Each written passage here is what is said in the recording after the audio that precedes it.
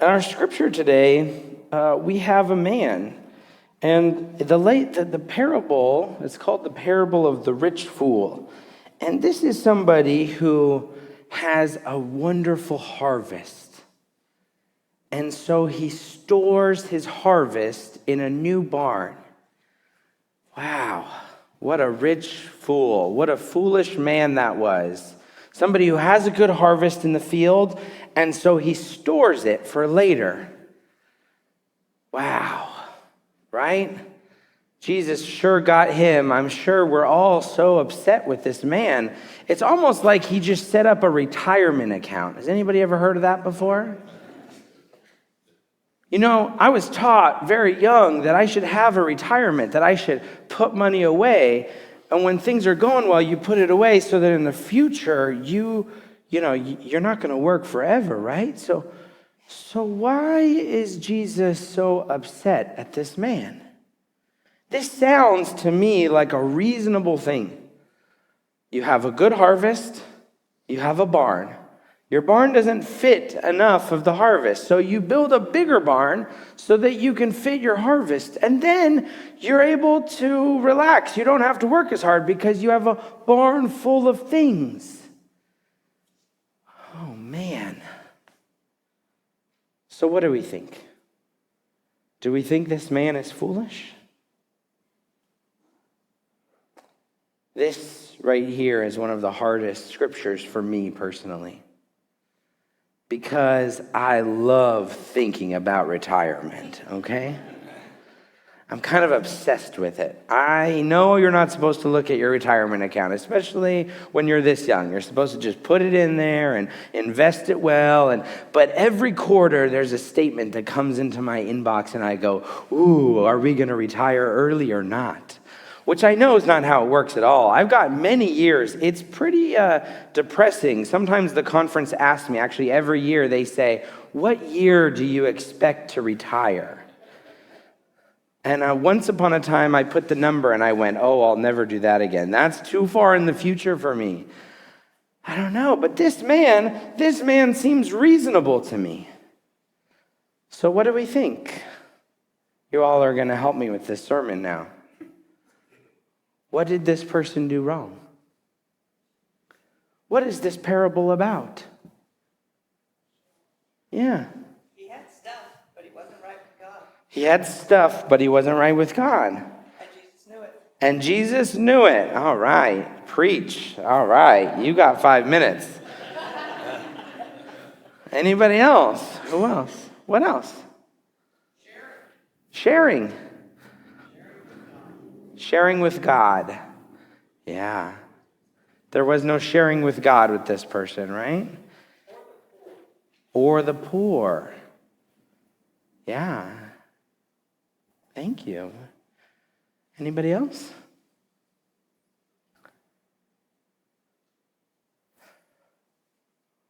Well, I have 2 thoughts on this. And these 2 lovely women, they came up with both of my thoughts too. The first one is that this person had nobody to share his inheritance with. Not just poor, but he didn't have any family. He didn't have any friends in the story.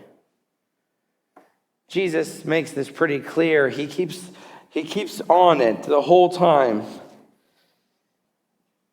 The man in the story, he thinks to himself. Okay, this is a good beginning. Jesus says, the man, he thought to himself, what shall I do? I have no place to store my crops.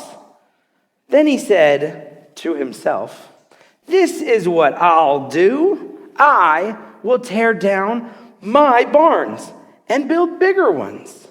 And there I will store my surplus grain, and I'll say to myself, what kind of story is this, right? I'll say to myself, you have plenty of grain laid up for many years. Take life easy, eat, drink, and be merry.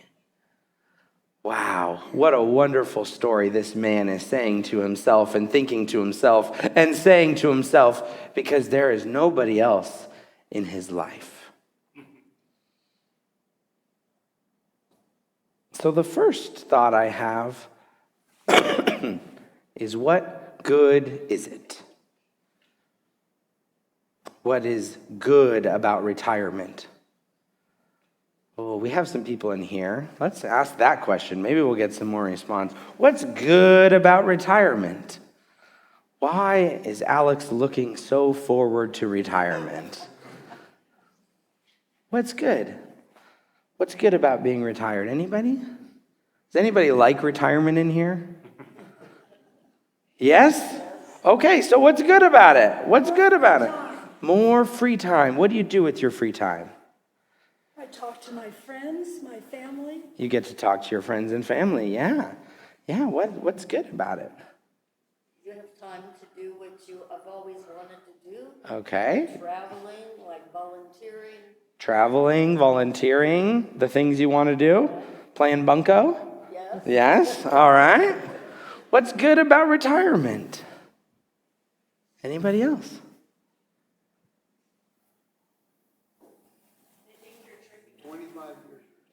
25 years retired. Enjoy every day. Sleeping in. Oh, I can't wait to sleep in.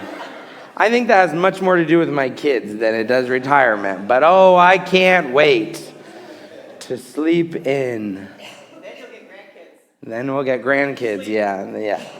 But that'll be worth it, right? Aren't grandkids fun? You see, what happens is that when we think about what we want to do, when we think about retirement, or even when we think about if we're still working, when we think about what it is that we need, right? Now, some of us need rest, and rest is good. Rest is good.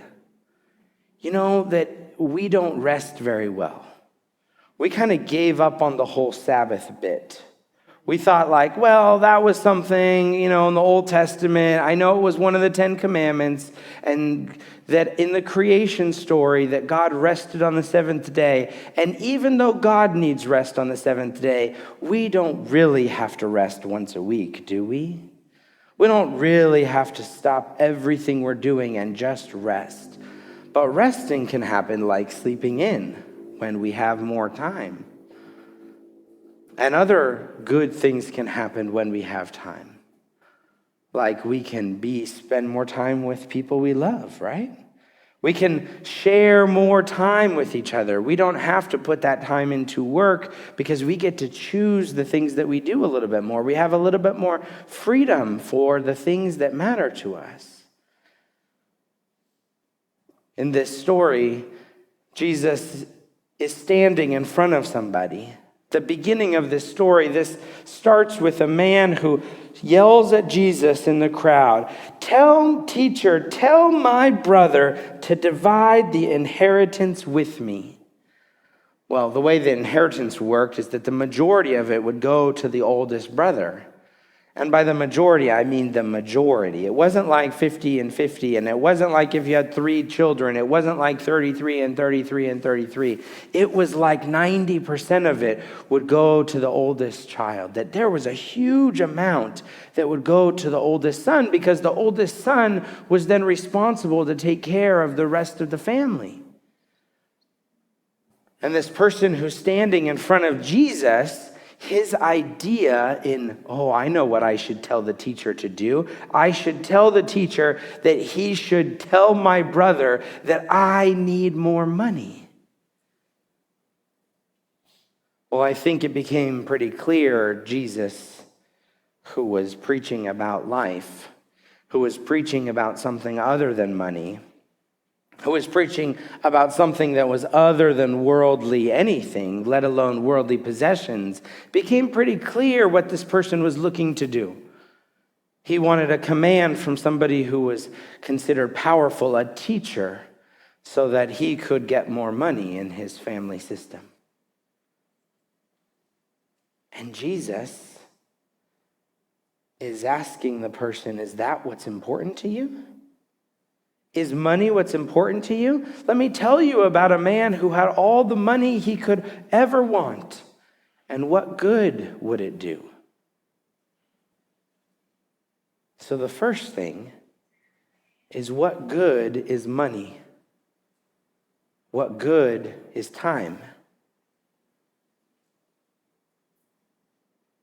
I mean, if you have time to sit by yourself in your field next to your big barn and think that you're just going to eat and drink and be merry, oh, how foolish we have been. If we think that the next car is going to solve our problems, or we think that bigger house is going to make the difference, how foolish we have been. What we do with our money matters. More importantly, what we do with our time is everything. What we do with our time is all that life is made up of. So let's not focus on eating and drinking and being merry. There are more important things. The second point is exactly what Jesus says. This is how it will be with whoever stores up things for themselves, Jesus says at the end of the story, but is not rich towards God. What does it mean to be rich, Jesus is saying? Well, being rich is much more. There are more important things than being rich in money. So how do we be rich towards God? What does it mean to have a relationship that is rich towards each other? I learned what love meant. I was obsessed with this word love when I was younger. And I was taught at a very young age that love is not a feeling, okay?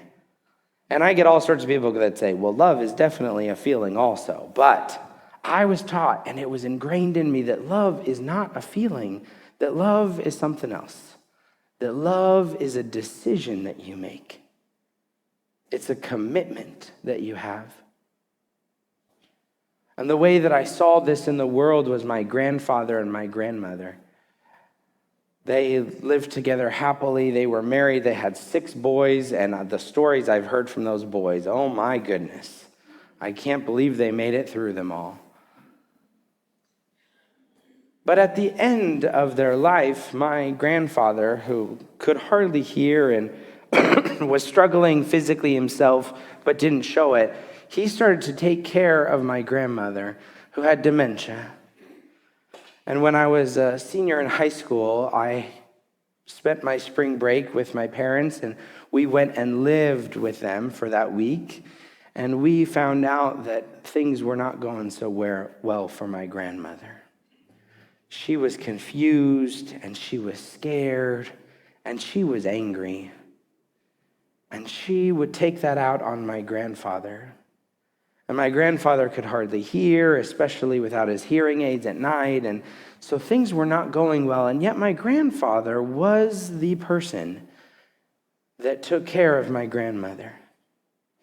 They lived in a place that they could have hired some more help, but my grandfather just took it upon himself, and he wouldn't sleep all night, and he would wake up and he would make her breakfast, and she would be angry at him because she didn't understand what was going on. And for a week, I just saw the most patience and the most love in one of the worst kind of difficult situations you could imagine. And my grandfather would spend all night with her and would spend all day with her. And then the next night would do it again and again and again. There were no more happy feelings. I'm thankful that my grandmother got on medication, but in that time, there were no happy feelings happening in that place. There was nothing good about this home. There was nothing other than my grandfather, who had steadfast love for his wife. Long before this time, every single day at 5 o'clock, my grandfather would prepare something for my grandmother. And every single time that he ever walked through a door, my grandmother went through first. And every time we went to a restaurant, she was the first one who was served. And he made sure that the waiter would know that before they sat down. We always thought my grandfather was kind of crazy because he would just walk into the restaurant and go start talking to everybody before we ever had a table to sit at. But it never failed that my grandmother was taken care of in all of those places. When we talk about rich in love, when we talk about a relationship that is rich, that is fulfilling, this is what it looks like. It takes time. It takes attention. It takes focus. It takes all that we have.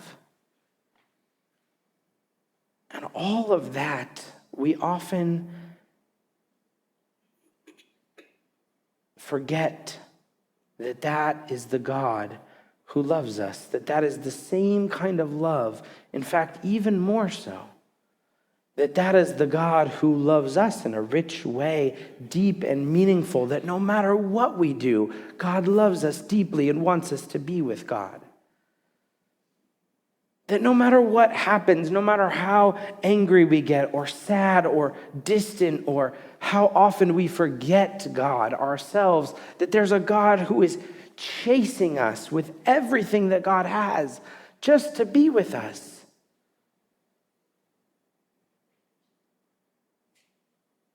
And we get distracted by so many things in this world. Imagine God coming down to earth and being in human form and standing in front of us and teaching us about what it means to live a rich life, what it means to care about people, what it means to love God, how rewarding it is to be in rich relationships with God and with the people around you. And imagine standing there at the foot of Jesus and yelling to him, "Teacher, make my brother share more money with me." This is a person who's distracted by the things that are around him and doesn't understand what it means, what life is about at all. This is a person who often looks like you and me, because there are so many distractions in this world. But there's only a few things that will make our lives rich. There are only a few things that will make our lives rich. And it starts with God, and it ends with the relationships and the people around us. There is nothing else to life. Ask anybody who has never had to work a day in their life. Ask them how happy they are eating and drinking and being merry with no one around them, with nothing that fills their life or their soul, without recognizing God who loves us for who we are. Folks, we live in a world that teaches us that buying things will make us happy. We were taught this from a young age. We grew up in this world. We are constantly told again and again and again and again that when you buy this thing, that you will feel good, that life will be better, that you will feel safe. In college, in my first ever marketing class, they talked about what it is to create need in people. That the point of marketing is to make people feel like they need this thing for their life. And somebody in the class raised their hand and they said, Professor, don't you mean want? Don't you mean that we're supposed to create people to want these things? And she said, no. No. The point of marketing is to make people feel like they need this in their life. And if they feel like they need this, then they will buy it again and again and again. I was literally taught in classrooms what it means to create need in people, how to use psychology, how to trick people, how to make people dependent and reliant on the things in this world, because that is how you sell things. There are people who are practicing this every moment of every day.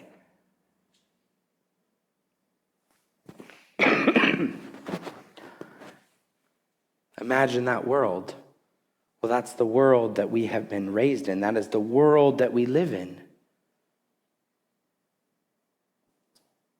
And yet, we, the people of God, have to do things differently. Well, we should do things differently because we know what it means to have a full life. We know what it means to be fulfilled. And if you don't know what that feels like, or maybe you've forgotten, and trust me, we all forget. We all forget what it means to rely on God for what life is. To be filled from the bottom up, to be full and satisfied. And it's nothing to do with eating and drinking and being married sitting next to our barn. Life is about more than that. It's about relationships. And the most important one is often, I think, the one that we forget the most.